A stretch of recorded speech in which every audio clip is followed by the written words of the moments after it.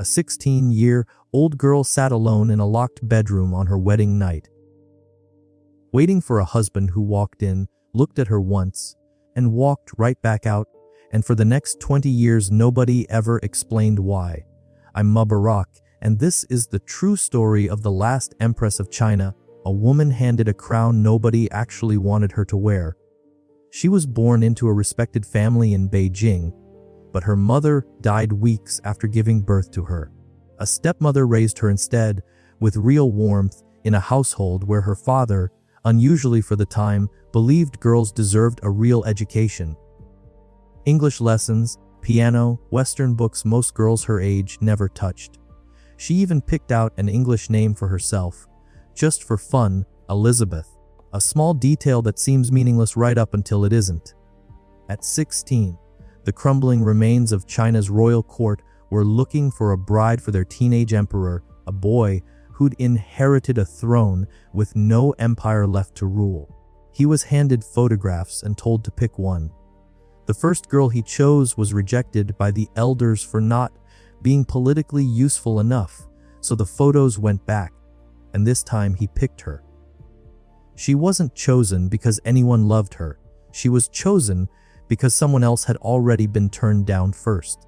Here's where it gets strange. Instead of sending the rejected girl home, the court brought her into the palace too, as a second wife.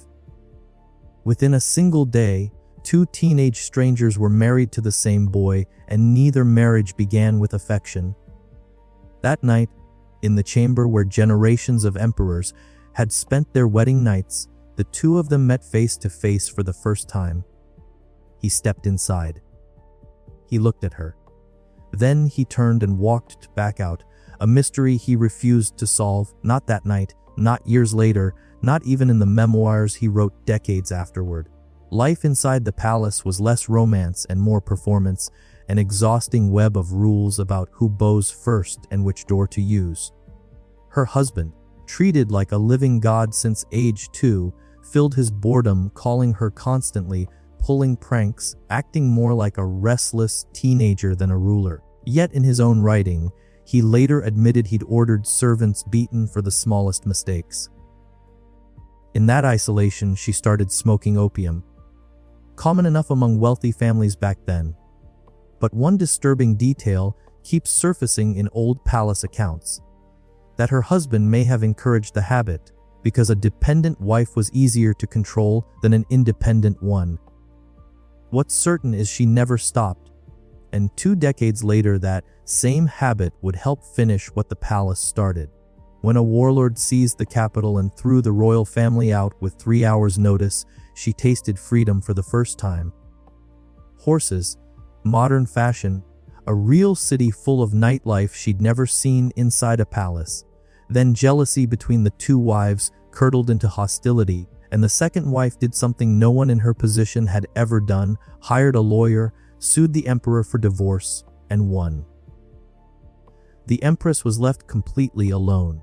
Not long after, her husband made the worst decision of his life, agreeing to become the puppet ruler of a fake state built by an occupying army, and dragging her along with him. Inside that palace, she was watched, suspected, and eventually excluded from her own second coronation because she spoke English to foreign guests and nobody trusted what she might say. By then, husband and wife had reportedly gone years without sharing a meal. That's when she got pregnant by someone inside her own household staff, and instead of hiding it, she confronted him directly and gave him 2 options: claim the child as his own or let it be raised somewhere outside the palace entirely. A daughter was born. She did not survive the day. What actually happened has never been confirmed. Former staff have long claimed the child was taken and killed on the father's order, while the mother was told for months her daughter had simply been sent to a wet nurse and kept waiting for a return that was never coming. After the war, the husband gave interview after interview confessing to nearly everything: his cruelty, his collaboration with an occupying army, his cowardice. But there was exactly one subject he refused to discuss for the rest of his life: his daughter's fate. When the Soviets invaded in the final days of the war, there was one small evacuation plane and not enough seats. The decision came fast. The women weren't worth waiting for. So he left without her, and they never saw each other again. She was captured months later, and word spread through the prison that the woman in that cell used to be an empress. Guards let people in just to watch her, in full withdrawal, hallucinating, giving orders to servants who weren't there, sometimes calling out for a daughter who was already gone. At 39, she died in that cell, her body disposed of somewhere in the surrounding hills, unmarked.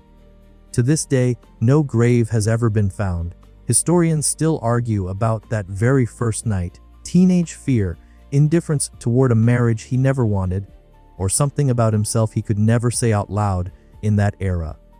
None of it excuses what came after: the isolation, the addiction he let consume her, and a silence about his own child he carried all the way to his grave.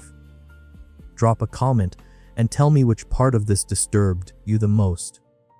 And if you're into true dark history, share this with a friend who'd get pulled into a story like this one.